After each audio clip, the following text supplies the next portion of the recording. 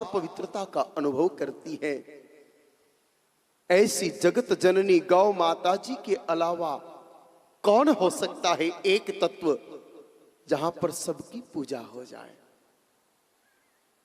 मानव जाए, देवता तो इतने ही कि गिन नहीं सके, अनगिनत देव हैं।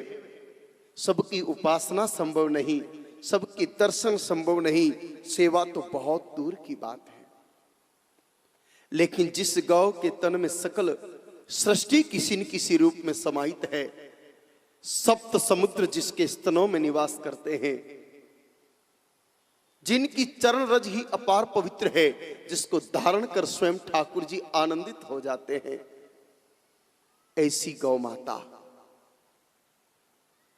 और उसी गौ माता की उपासना से, उन्हीं गौ माता जी की वंदना से, उन्हीं की महिमा श्रवण करने से निश्चित रूप से मानव अपने दुखों से मुक्त हो सकता है। क्योंकि जैसे ही महिमा श्रवण की और महिमा के श्रवण के पश्चात स्वाभाविक रूप से अनुराग बढ़ेगा, और अनुराग बढ़ते ही कि जब शरण ले ली जाएगी, और शरण ले ली जाएगी तो शरणागति लेते ही के कल्याण हो जाएगा। विचार करना, जिसके तन में समस्त देवता शीश झुकाते हो, उसकी शरणागति लेने के बाद भला दुख कैसे पैदा हो सकता है, या दुख कैसे ठहर सकता है। सांसारिक दुख भी नहीं ठहरेगा, और आध्यात्मिक सुख की अनुभूति का तो कहना ही क्या। तो प्रभु कृपा करके उनकी महिमा सुनाइए, आप ही कृपा कीजिए कि उनकी महिमा हमें प्राप्त हो जाए। कहा, बेटा, भक्त जितने अच्छे से अपने इष्ट की महिमा सुना सकता है, कोई दूसरा नहीं सुना सकता। बात को समझनी पड़ेगी यहां हमें। कितनी बड़ी बात पूज्य गुरुदेव भगवान से प्राप्त हो रही है हमको, कि भक्त जितना अच्छे से अपने भक्त की महिमा सुना सकता है, दूसरा कोई भी नहीं सुना सकता।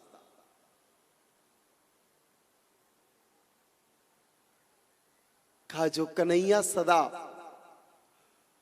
और कुछ नहीं चाहे, अपनी इच्छा को किस रूप में व्यक्त करे,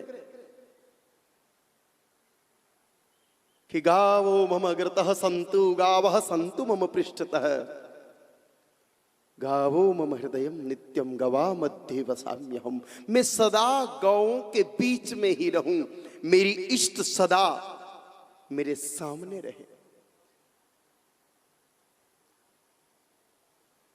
बेटा, दुनिया जिनकी उपासना कर रही है वो गौ के उपासक है, वो ही गौ की महिमा को ठीक से सुना सकते हैं, अच्छे से समझा सकते हैं। गौ की महिमा को अगर सुनना है, गौ की महिमा को अगर समझना है, तो ठाकुर जी के अलावा ऐसा कौन है जो समझा सके। ठाकुर जी के अलावा ऐसा कौन है जो बता सके। कहा, प्रभु, लेकिन ठाकुर जी से नाता जोड़ने वाले तो आप ही हो। आप कृपा करो प्रभु कि उस नात से नाता जुड़ जाए और हमारा कल्याण हो जाए। गुरुदेव ने आशीष दिया, कहा, बेटा, आने वाली नवरात्रि के 9 दिन संपूर्ण रात्रि स्वयं ठाकुर जी तुम्हें गौ की महिमा सुनाएंगे। श्रवण कर लेना, चिंतन कर लेना, मनन कर लेना, और फिर अंकन कर लेना, और वही आनंदमयी कथा जगत को देना। जगत के दुखों का निवारण होगा, कहीं भटकने की आवश्यकता नहीं पड़ेगी। गुरु वाक्य ईश्वर वाक्य के समान होते हैं, या यूं भी कहे कि कहीं ईश्वर अपने वाक्य से चूक जाए, लेकिन सदगुरु ने जो कह दिया वो परिवर्तित नहीं होगा। गुरुदेव ने कहा है तो निश्चित ऐसा होना था, बस इंतजार था उस नवरात्रि के आने का। भक्ति के मार्ग में सबसे बड़ी बात इंतजार ही है। जिसने सब्र कर लिया वो सबरी हो गया। आजकल बहुत बड़ी दुविधा यह होती है कि गुरुदेव ने अगर कह दिया तो फिर आज का आज हो जाना चाहिए, अभी का भी हो जाना चाहिए। जहां सब्र नहीं वहां सबरी जैसे भाव नहीं आ सकते, और जहां सबरी नहीं वहां फिर राम कैसे प्राप्त होंगे। अगर कन्हैया से ही कथा श्रवण करनी है और मैया की कथा श्रवण करनी है तो फिर सब्र भी तो करना पड़ेगा। सबरी की तरह इंतजार होने लगा कि गुरुदेव ने कहा है तो निश्चित रूप से नवरात्रि को मेरे ठाकुर मेरे द्वार आएंगे। भक्ति के प्राकट्य स्थल कर्नाटका में उस समय सत्संग चल रहा था। नवरात्रि की प्रथम रात को ही निद्रा आते ही के तुरंत प्रभु प्रकट हो गए स्वप्न में ही। ठाकुर जी के प्रकट होने के बाद फिर शब्द साथ नहीं देते, सिर्फ नैनों से नीर बहने लगा। प्रभु ने स्पर्श किया, उन 2 बूंदों को हटाया, सुध बुध सी खो बैठे। लेकिन प्रभु तो कल्याण करने आए हैं।